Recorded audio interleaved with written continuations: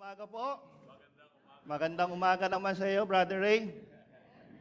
And the last time I was here, I was challenging every one of us to mature in terms of how we worship the Lord, right? Sabi ko nga, if you are matured now, I think when you see vacant seat in front, as a matured Christian with a joyful hearts, I will sit there, right? Tapikin niyo yung katabi niyo, sabihin niyo, may the spirit of joy be with you today. Sige nga. Parang walang ka-espiritu. Many of us maybe wake up this morning, marami hong iniisip, no?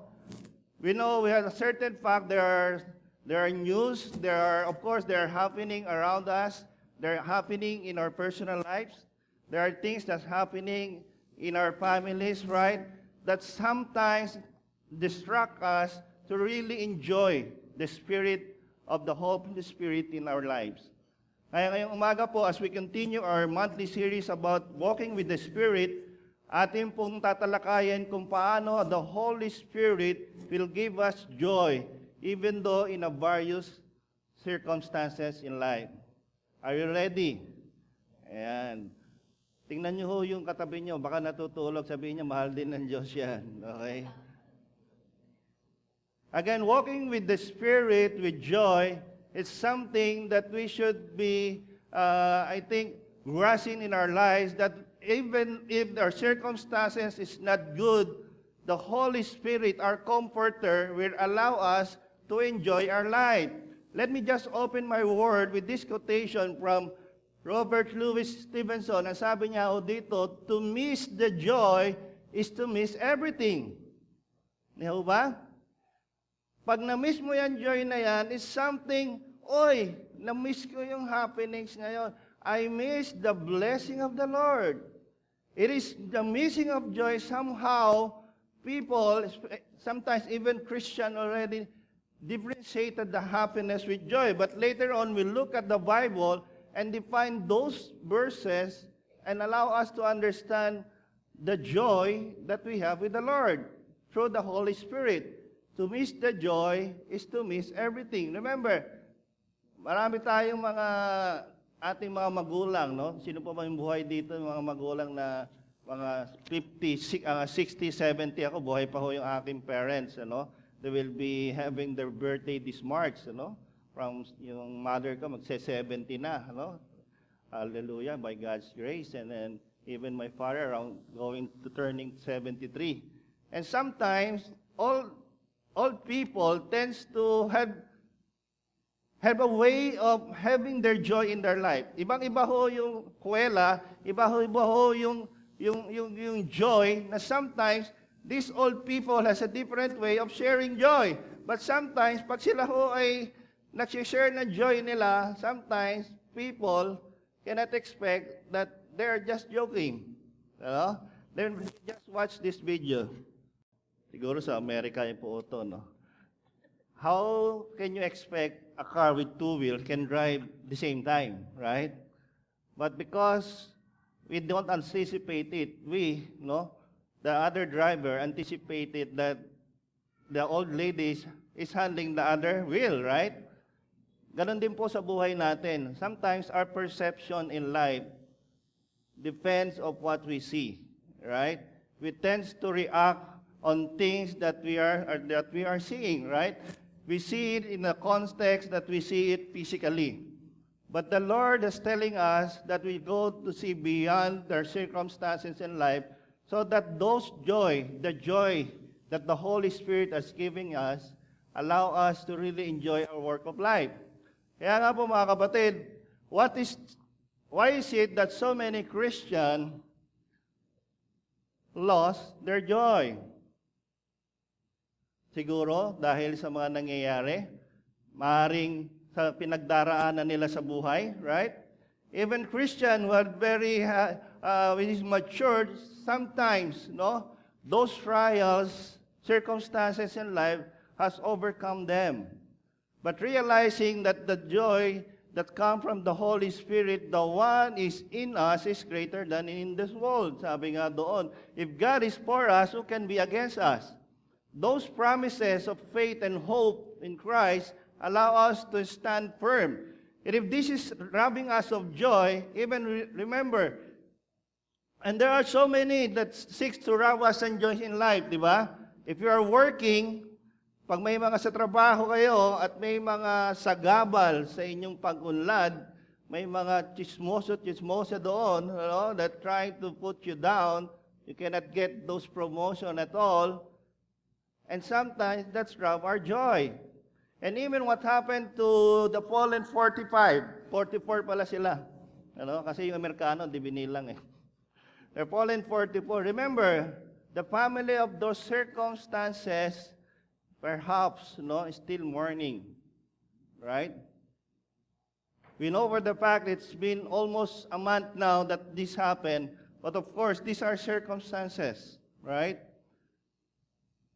And so happened that I was browsing the internet to look for a material. They said, itong fallen 44, nagbuwis ng buhay. Right?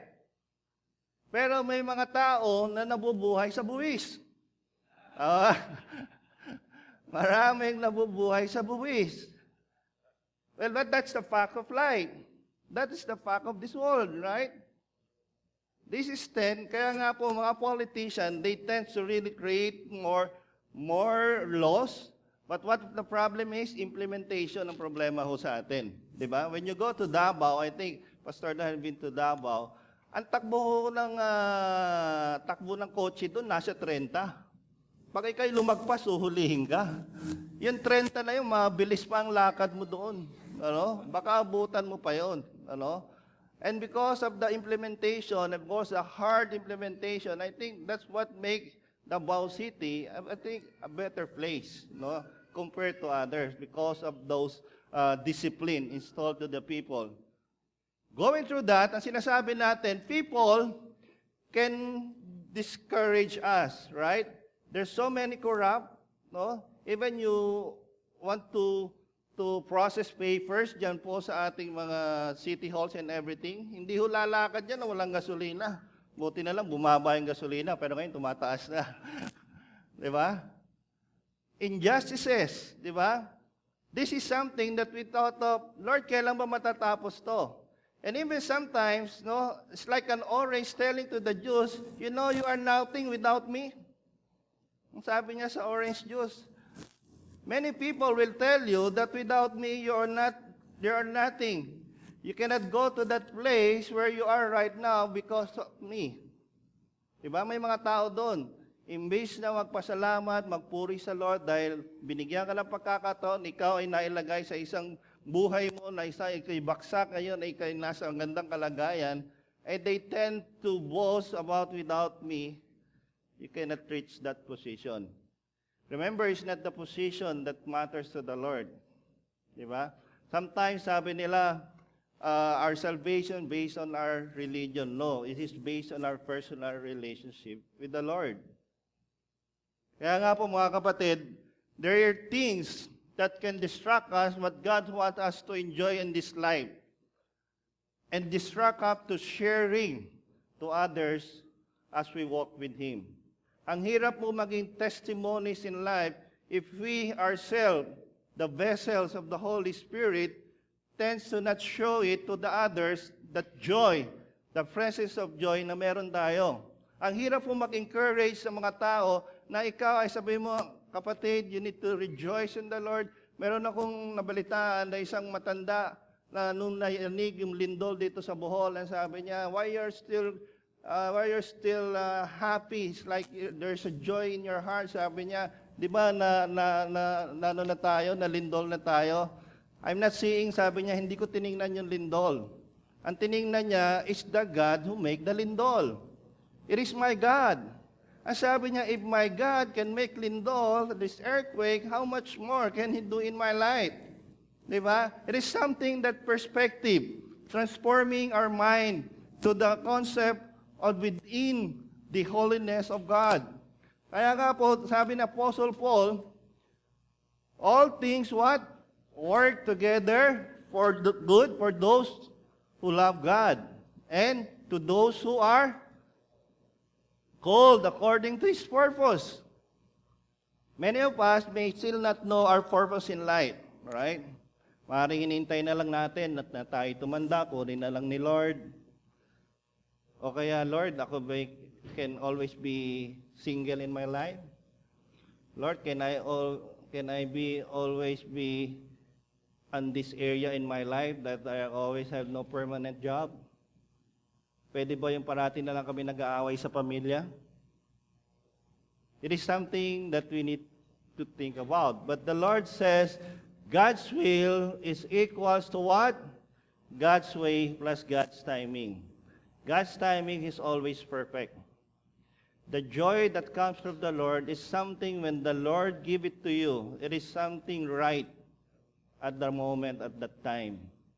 Kaya nga po, if I ask you this question, how do we walk in the Holy Spirit? Again, we need to understand first the work of the Holy Spirit in our lives. Tama ho ba? Kasi if we don't understand the work of the Holy Spirit in our life, we seldom forget the work of the Holy Spirit in our life. He sees something that's just reside in our life and do nothing about ourselves, to ourselves and to our life. No. The Bible said, as Jesus Christ described the Holy Spirit in John chapter 14, verse 26, ang sabi ho ng Panginoong Jesus dito, siya ho nagsasalita, sabi niya, but the Comforter, which is the Counselor, the Helper, the Intercessor, the Advocate, and Strengthener, standby, there is the Holy Spirit. So siya po yung Comforter po natin, Intercessor natin, whom the Father will send in my name, in my place to represent me in the act of my behalf. He will teach you all things, and He will cause you to recall everything I have told you. Meaning to say, siya yung magpapaalala. No? Eh, paano ba ito? If this is the work of the Holy Spirit, eh, sino ba ang merong Holy Spirit? As the Lord said in His Word, sabi ng Apostle Paul, do you not know that your bodies are the temple of the Holy Spirit? If you know that the fact that the Holy Spirit is living in our life, di ba, there's something we should rejoice. It is something because we are the temple of the Holy Spirit. And who is in you, whom you have received, kailan? When have received from God. And you are not your own. Hindi na ho tayo sa atin dahil we are bought at a price. Therefore, we need to honor God with our bodies. Right? So, ang hirap po mag-encourage ng mga taong, yung mga matataba, excuse for the words, ouch, be healthy, no? Tapos ikaw naman, mukha ka naman 3 months na nakalunod ng pakwan. Ang hirap. But again, it depende ho sa perception ninyo, no? If you think eating more will make you healthy and can glorify the Lord, then eat more. Maaga ang reunion nyo kay Lord. Di ba? If that is the fact, alam nyo, ang kagandahan dito sa salita ng Panginoon, as we listen to God's words, hindi lang our body are the temple of the Holy Spirit, it is guaranteeing us, no? That's also assurance of salvation. Ano ba yung seal na ginawa ng Panginoon? Let's look Ephesians chapter 1, verse 13 to 15. Ang sabi po dito, and as you were what? Included in Christ when you heard the message of truth, the gospel of your salvation, when you believe. Ano ang binigay? You were what? Marked up the promised Holy Spirit. Wow! It is something that we should rejoice. It's a promise. Meron bang promise ang Panginoon na i-withdraw niya ang promises niya sa atin? Kung sinabi ng Panginoon, lahat na tumanggap kay Kristo bilang Panginoon at tagapagligtas ay bibiyayaan ng buhay na walang hanggan at ang banal na Espiritu ay mananahan sa Kanya at as a sign of my promise and an oath to you, I'll give you the seal of the promised Holy Spirit. Di ba? The Holy Spirit will continue to mature that as Christian. Hindi lang po yun. Ito ay isang deposit guaranteeing what?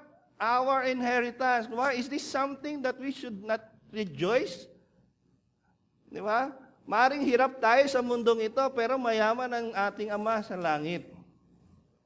If we see beyond this world, no, again, we need to live by faith. Kaya nga, do not aspire more. Because if God will allow you to be rich in this world, then it's according to His grace and favor. Right? Kahit anong gawin ninyong pagkapayaman, di ba? Kahit anong gawin pursige, if that is not according to God's plan, hirap po tayo. Right? We should always live out to Lord our plans. Again, with this inheritance, kailan daw yan? Until the redemption of those of our God possession. That is the price for His glory. Mga kapatid, this is we should rejoice in the Lord with the Spirit of the Lord. Since we have those guaranteed, and sabi ko dito ni Paul, those who live according to the flesh, that their mindset on what the flesh desire, but those who live in accordance with the Spirit have their mindset on what the Spirit desire. As we are discussing the joy of the Holy Spirit in our life, it's very good to know where is our mindset is, right? Nasaan ba ang mindset natin ngayon?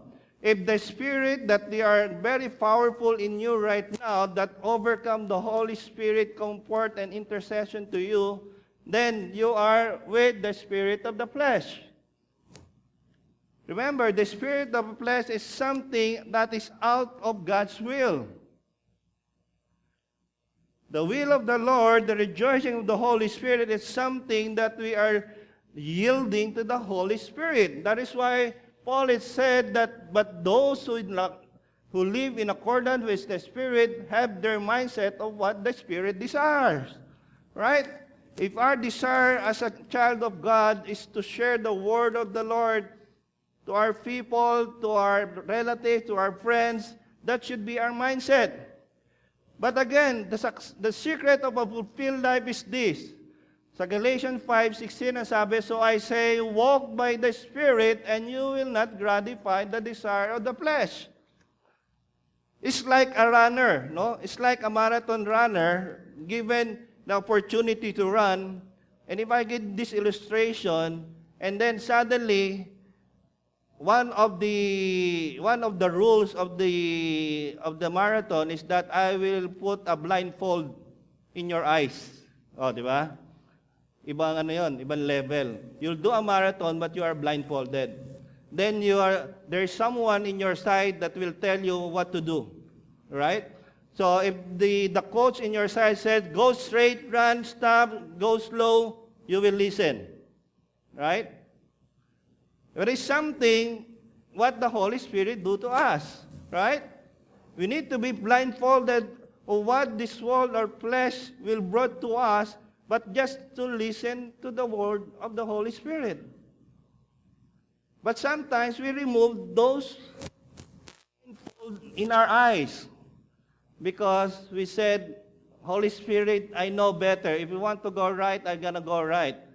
Something with the feel of the Holy Spirit, with the prompting of the Holy Spirit, di ba sometimes, na-feel nyo ba, minsan nagdadrive po kayo, yung naantok kayo, pero so all of the sudden, you had reached your destination, and all of the sudden, you said, paano ko nakarating dito? Yung parang antok-antok ka, hindi mo alam, you already reached your destination.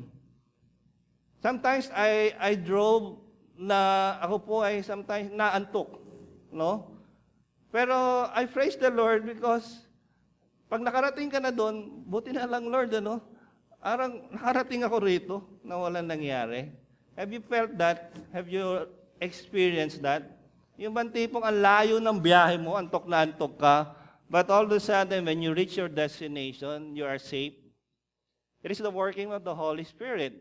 Di ba? So we need to walk by the Spirit, and you will not gratify the desire of the flesh. You need to listen to the Holy Spirit that is in us, right? The desire of the flesh, it is something that the desire to live outside the will of the Lord. Kasi ayaw ng Panginoon yun eh. Sometimes, kung anong gusto natin, di ba ginagawa po natin? Tinuho ditong di nakakasala. Wow, ako ay nakakasala. No? Every day of my life, I think I have committed sins to the Lord. But what's good about it, God's love is unconditional. God can pardon us in our sins as we ask forgiveness for His forgiveness. What is our mindset? The desire of flesh, it is something that we should avoid. And we should listen to the Holy Spirit. Ang sabi ko dito, and again, in Galatians, as we continue the next verse, Galatians 5:17, it says here, for the flesh desire what is contrary to the Spirit. Hindi ho sila magkasundo. Di ba? Siyempre, and the Spirit what is contrary to the flesh. They are in conflict with each other so that you are not to do whatever you want. Di ba?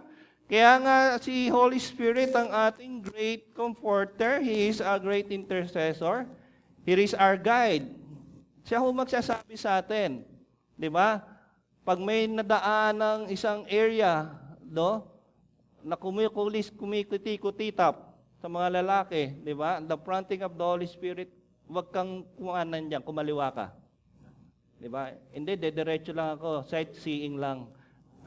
When you go to Boracay, it's really hard for a man really, no, to go there, no, without really, ang hirap po talaga, Kaya mahirap po pumunta ng Boracay, mga kapatid, mga lalaki. Kailangan mo talaga by faith, By faith kayo doon kasi hindi ho talaga yun eh. Bawal ho doon na nakadamit ng ng iisa.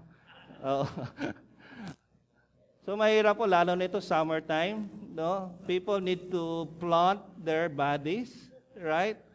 Doon pa lang talaga mahirapan ka na. But again, no? Sabi ni Lord, nung nandun kami, hindi ako nakakaligo dahil puro kami activities. Buti na lang.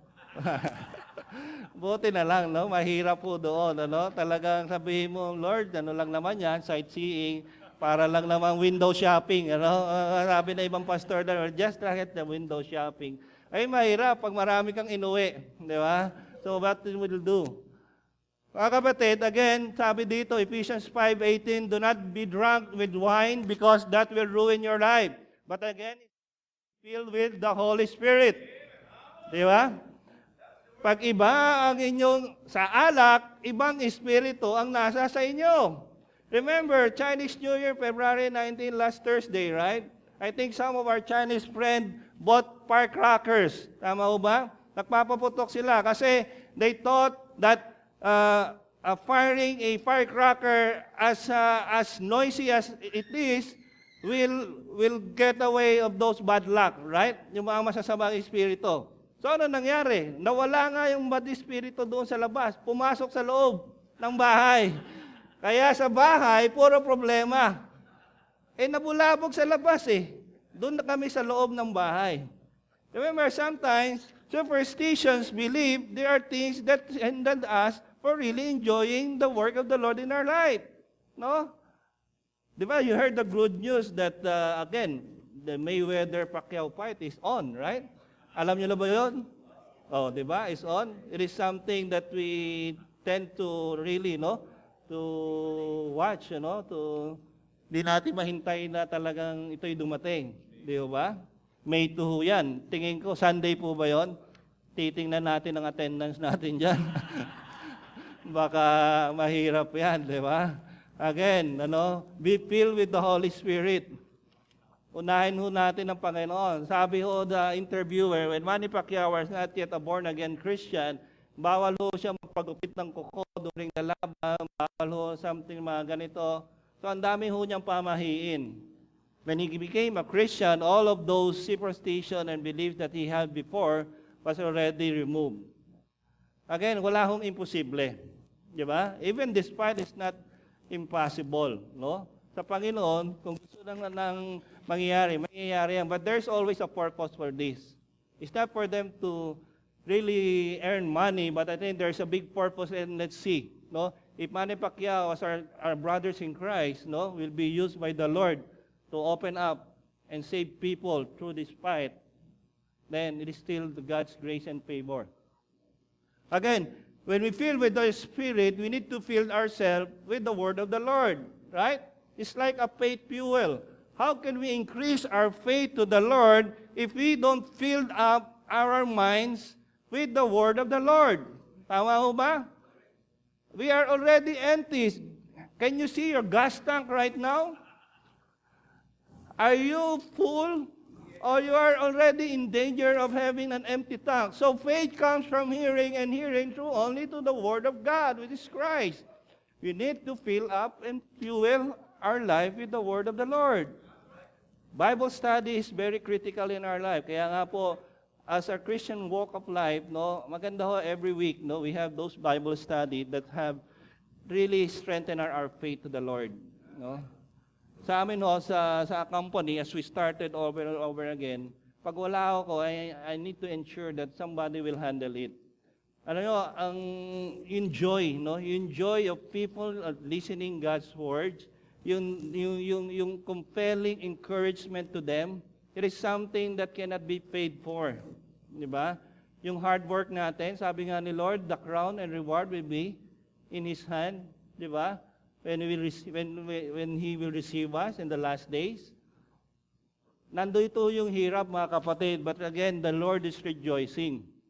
Again, to walk with the Spirit, we need to live moment by moment, what in dependency upon Him. We need to be sensitive to His voice and obedience to Him. That is how we walk with the Spirit. Add the word joy as we walk. Meaning to say, moment by moment, in dependency upon Him, will we be joyful. We will be sensitive to His voice and always be joyful. And obedience to Him is always be in joyful attitude. To walk with the Spirit is a manifestation of how the Holy Spirit will work in us. Kaya hindi mo masabing, kapatid mo, pag tinignan mo, talagang puspos ka ng banal na Espiritu Para ka lang lasing Parang ganun Para ka lang high No? Pero hindi ko makita. Sometimes we cannot encourage people because sometimes they know that we are Christian, but yet the manifestation of the Holy Spirit, it is the fruit. Ano ba ang fruit ng Holy Spirit? There is love and joy. Last week we talked about the love. No? Now we talk about the joy. Joy is the fruit of the Holy Spirit. That's why if we have the Spirit in us, living in us, that we have to show it. Kaya nga po, before we go to our lesson this morning about the principle, let me just define you what is happiness and joy. Minsan kasi, iba yung happiness Di ba? Sometimes you need to define it so that makita natin why the Bible is talking about joy, joy, and joy. No? It's not more on the happiness. Because, as we define it, happiness it is something that comes from the outside circumstances, right? You are happy because of what's happening in your life. Nagkaroon ka ng bahay, you're happy. Nagkaroon ka ng trabaho, you're happy, right? Nagkaroon ka ng apo, you're happy, right? Nagkaroon ka ng kotse, you're happy. Nung nabangga yung kotse mo, are you happy? Nung nawala yung bahay mo, nasunog, are you happy? Angry, right?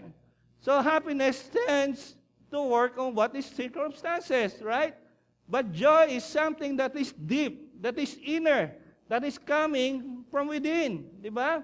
Yung bang tipong malungkot na lahat dahil nasunugan, pero ikaw, masaya ka pa sa loob because God has spared you from that tragedy. Tama ho ba? That's joy.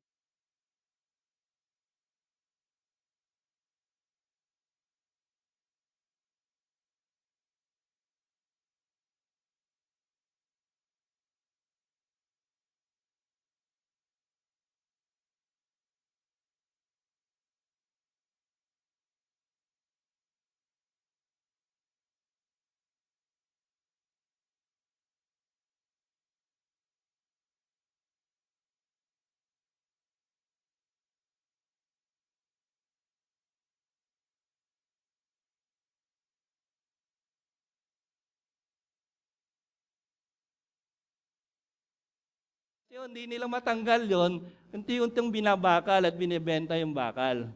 Di ba? How sad it is. And even yung aeroplano hong nasadsad doon. Remember, when Pope John Paul visited us, Pope Francis, right, in Tacloban, meron doon private jet na bumaksak. Lulan po yung mga kabinete. No? Nandun pa rin po. Nandun pa rin ho siya at di pa rin matanggal. No? So, you can see traces. No? But again, if you see those traces of tragedy, those circumstances, sometimes, siyempre, may inis ka, di ba? Magagalit ka. Pero di ba dapat magpasalamat yung lahat na nakasakay doon dahil po sila'y ligtas lahat? Di ba? There is something that joys that comes from within. They're not happy because hindi maganda ang landing nila. Di ba? But again, there will be joy inside because they're still alive. There is something you feel inside, right? Happiness is like a thermometer. Tama ho?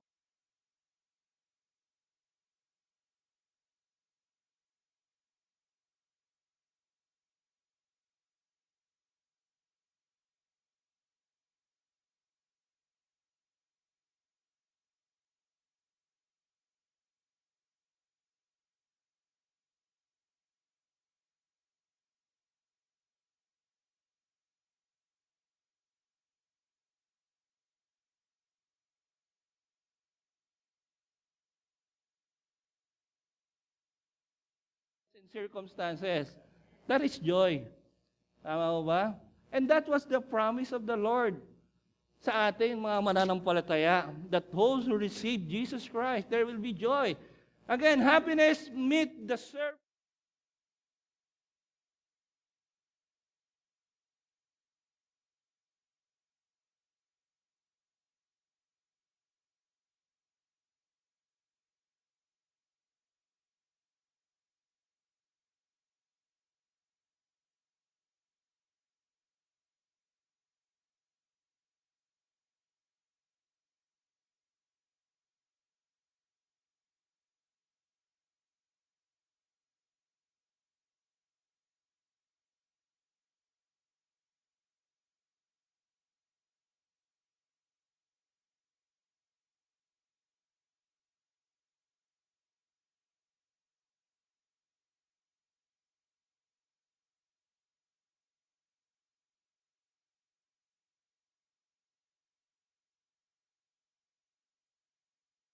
Amen? Ang ganda ng ngiti, di ba? There is joy. Parang natural lang, di ba? Oo, ito'y kuha doon po sa aming couples Valentine. Next year ho, pwede ho kayong bumawi, yung mga wala. Diba? Yung mga single, nag-enjoy din. Nag-enjoy sila sa kakawatch sa amin. But again, joy is something, no? It is something that you are being glad, whatever good or bad is happening in your life. Di ba? We should be joyful, no? Kaya nga, the Word of God continue to inspire us. Because that is promise, right? Kaya nga po, happiness many times evaporates in suffering. Tama ba? Yung kaligayahan mo, pag ikaw ay dumaan sa pagsubok, nawawala. But if you have that joy in your heart, ito ang nangyayari. Those suffering frequently intensifies, no? Our love for the Lord. Lord, thank you for overcoming me in this situation. I know this will pass by. I know there is something you're teaching me. Right? Joy intensifies in times of suffering. Di ba? Halimbawa, mahirap ka na, wala ka nang makain. Di ba? Talaga namang ganun ang buhay mo Di ba?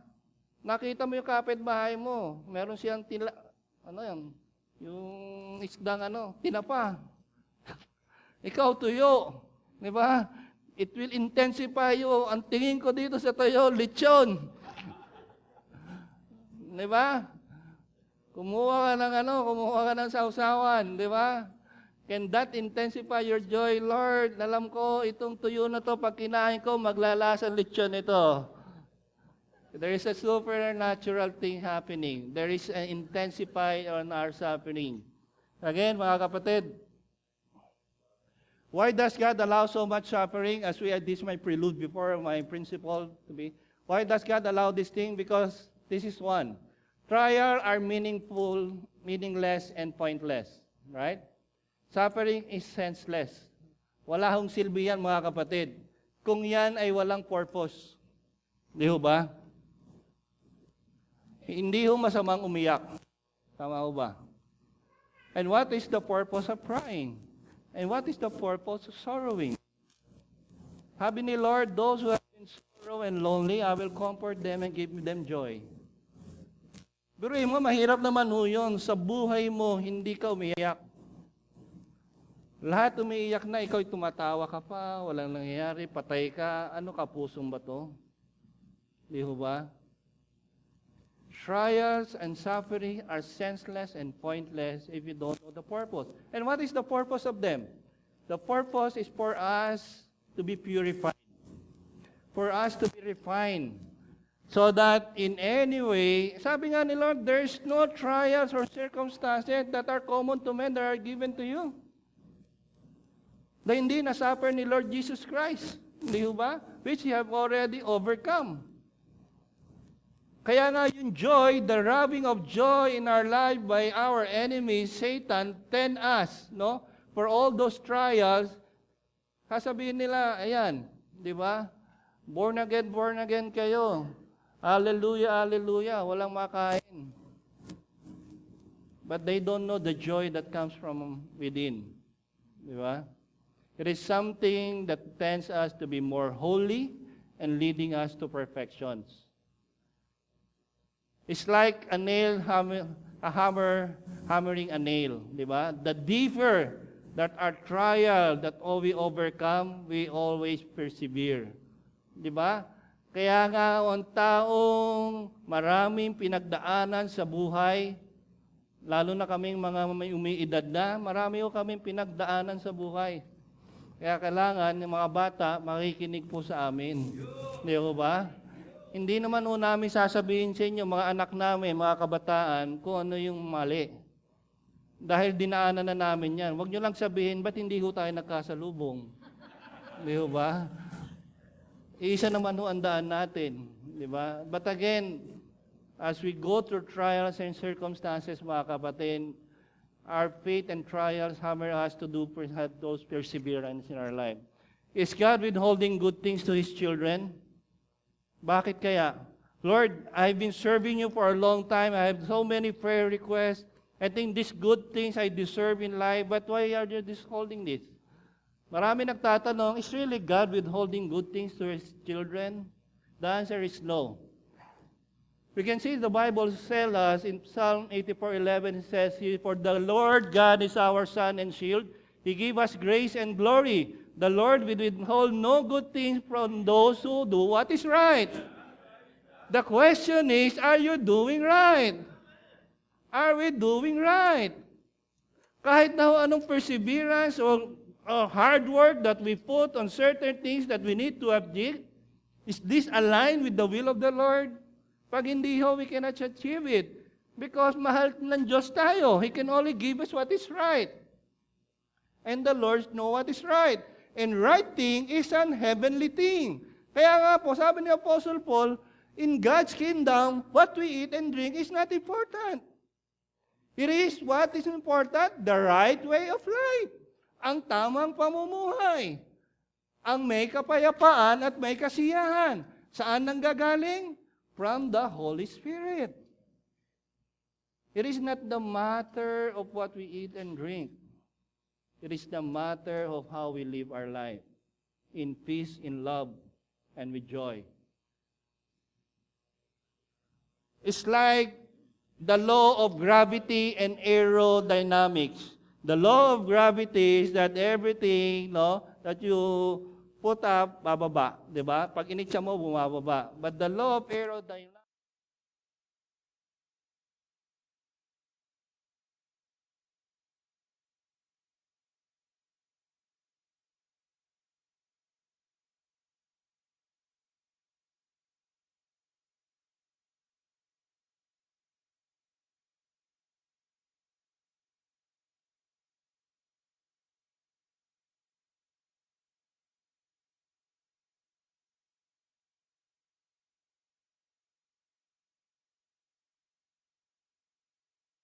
is impossible unless we choose to yield to the Holy Spirit. How can the Holy Spirit bring us to the level where He wants us to be brought to? Di ba? Ilalagay niya tayo kung saan niya gusto tayong ilagay, but we tend to fight, or we tend to choose not to, right? Sometimes the illustration being a blindfolded or being blind and just listening to the Holy Spirit is something what you should be yielding. No, you need yielding in leading the Holy Spirit. Let me go this very quick, the three principle. Principle of the joy of walking with the Holy Spirit. Number one, hindi lang ho binigay ng Panginoon itong joy na to for us just to consume for ourselves. Hindi ho yun. Remember, when the Lord Jesus Christ, at the time doon po sa Acts, no? Nung sila po ay nagsishare ng gospel, and then the disciple went back to Jesus Christ and report that even those evil people, or the evil spirit has submitted.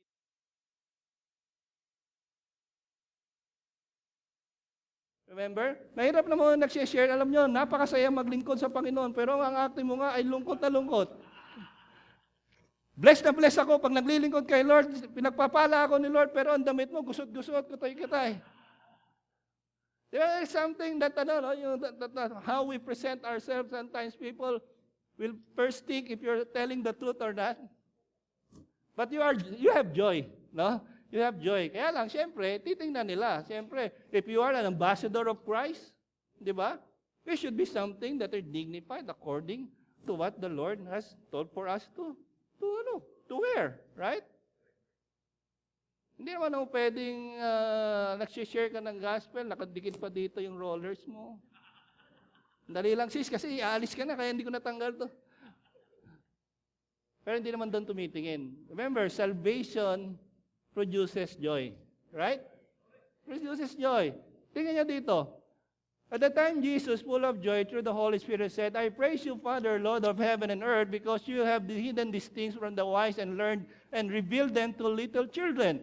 Yes, Father, for this is what you were pleased to do. Remember, at this point in time, Jesus thanking the Lord the Father because of what happened to the mission of the disciple. Right? Kung titingnan po natin, as we go back to there, sabi na, joy is not a man thing, but it's something, a God thing. It is something we should return back glory to the Lord. Yes, it is something that we are a vessel of that joy.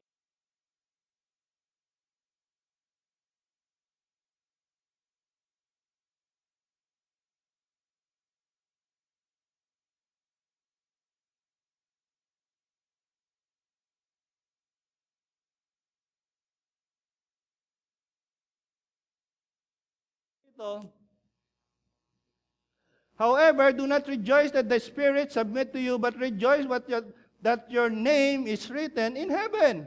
Diba? Sabi ni Jesus Christ, huwag kayong matuwa dahil yung mga evil spirits submitted to you. Mas matuwa kayo that kayo, ang inyong pangalan ay nasusulat sa kalangitan. It is really a fact that I already promised you that the Holy Spirit will empower you, no, to cast all demons, heal sick people, and bring people to God. And that's a promise. That's the work of the Holy Spirit.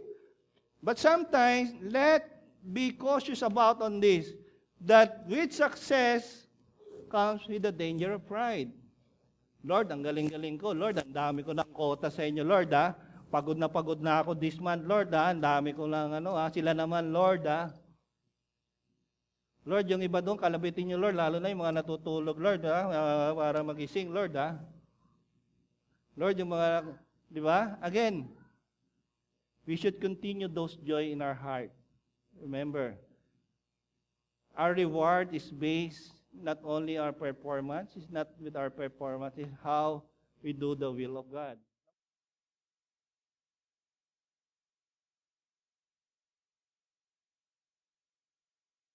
Wow. Again, the presence of the Lord will always see the fruit of the Spirit in action. Since we're talking about joy, di ba? There's something God uses to channel the fruit. Tama ho ba? If there is something greater inside of us, di ba?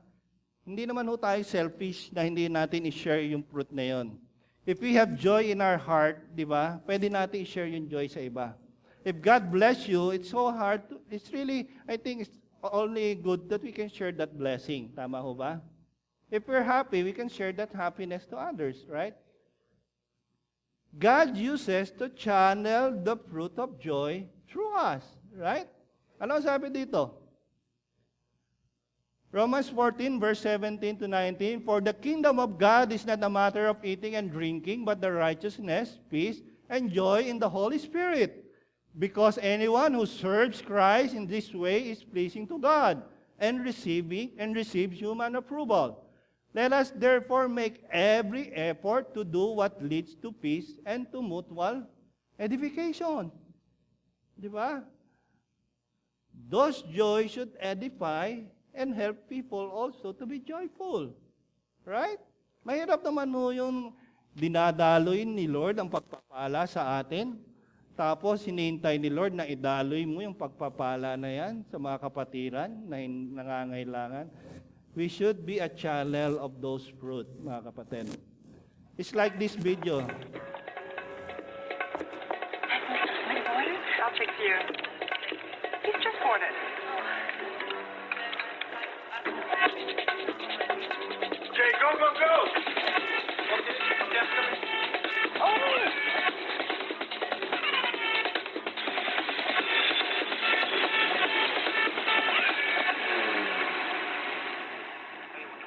Mr. Smith, there's a message for you outside.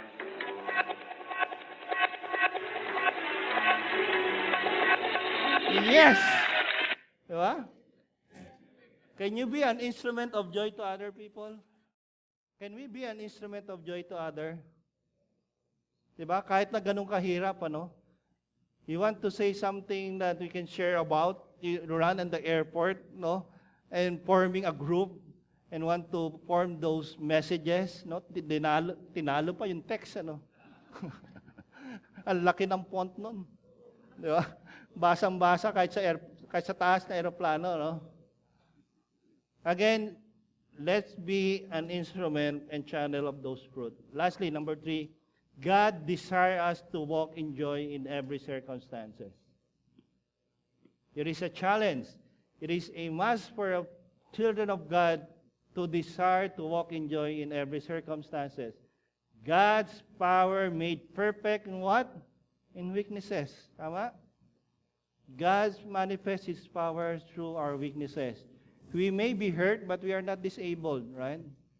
Sa buhay ho natin, tayo maraming pagsubok, but we are not disabled. We can overcome, right? It's like what Job and Paul experienced in their life. Remember Job, no? In every circumstances, Job is a rich person. Ang dami ho niyang kabuhayan. Even have rich in his children. But again, God allowed Satan to test Job. But you know what Job did? He didn't curse God. He still thanked the Lord. No? Alam niya yung promise ni Lord sa kanya. Paul and Silas was prison. They are in prison because there's this girl who was siya po ay possessed by the evil spirit who can prophesy and who can predict the future. Remember, nung story na yon, maingay itong babaeng ito at sinasabi itong dalawang ito, they are the messenger of the Lord, they are the one who will make the people to be saved. Ang ginawa ni Apostle Paul, ni-rebuke niya, no? In the name of Jesus, come out of the body of that lady. Nawala ho siya. So nagalit ho yung handler nun. Kaya ho pinakulong sila Paul and Silas. But Paul experienced in the prison, allow him to sing song and praises to the Lord. A joyful thanks to the Lord. And that's when they sing praises to the Lord, as they sing it, after they sing it, nagkaroon ho ng earthquake, nakawala ho ang kanilang mga kadena sa mga kamay at paa. And you know the story. The jailer was saved.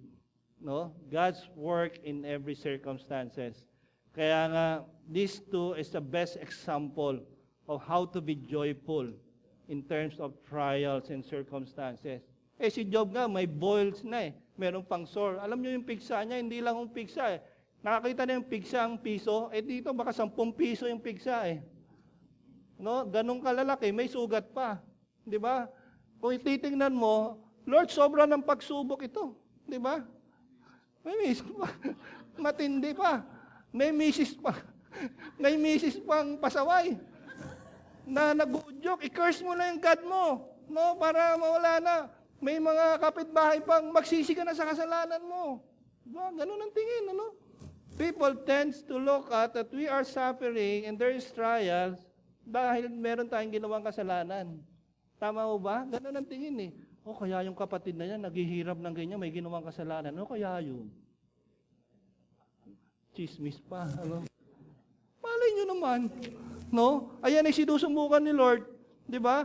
Tapos bukas may isang araw, iba na ang sitwasyon. Di ba? Nakasala tuloy kayo. Di ba? Naging judgmental kayo. Di ba? Paano lang kung malungkot lang siya nung araw na yon, di ba? Kaya don't be judgmental. Sabi ni Paul dito, but he said to me, my grace is sufficient for you, for my power is made perfect in weakness.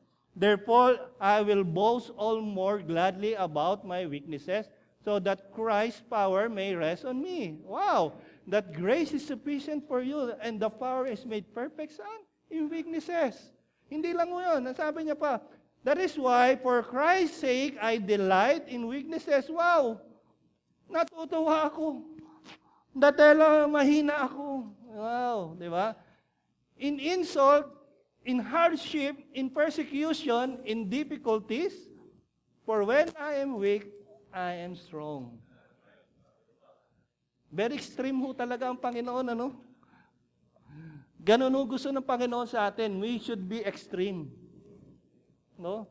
Kahit na anong pagsubok, nakakangiti pa rin ho tayo. Why? If we know the power of the Holy Spirit that is in us, who is the great comforter, we just need to listen to Him. No? Ano bang gusto niyang pagawa? What common to both Job and Paul is this: they walk with joy and confidence in trusting to the Lord. Tama ho ba? They praises to the Lord, they praise the Lord for whatever circumstances where they are put on. Diba? Nandun ho sila. And again, there is nothing more attractive to people than the joy of the Lord. Kaya nga po, the more we are joyful, the more people see na even we are going through troubled times and tough times, and they see we are strong, diba? They tend to come to us and tell and ask us, what is your secret? The secret is our personal relation with the Lord. Right? There is a joy in the Lord. When troubles and circumstances made us stumble and fall, we should never give up. Tama ho ba? We need to finish what we started. Had we started something? That's the question. Had we started something? Ayan, sige. I just gonna show this last video to as a close my message this morning.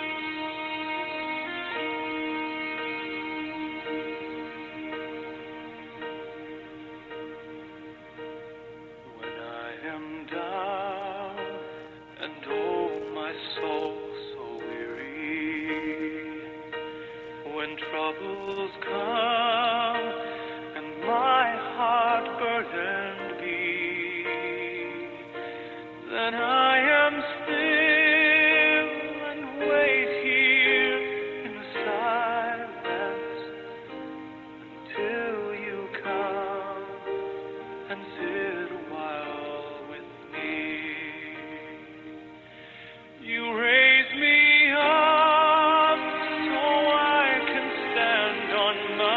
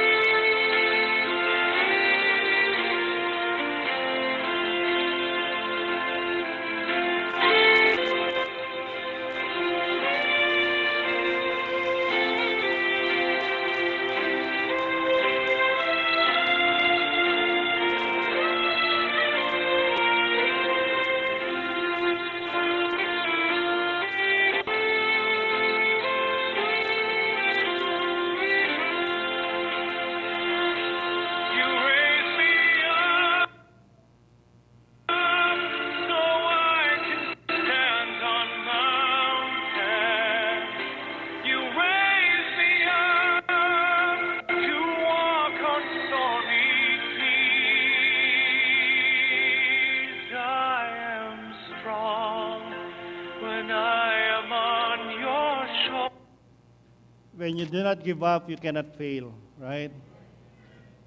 Brothers and sisters in Christ, are we running the race? Where we are in that story, are we the person running with injury? Or are we the people sitting, just cheering people to do the will of the Lord? We are designed by the Lord not to be an spectator. We are designed by the Lord to run the race. We may be hurting, mga kapatid. There will be trials, circumstances in our life. But the Lord says, our weaknesses, He made us strong. Our joy is an expression of our salvation. We should be joyful because of the Lord Jesus Christ are in our life. And our challenge this morning is that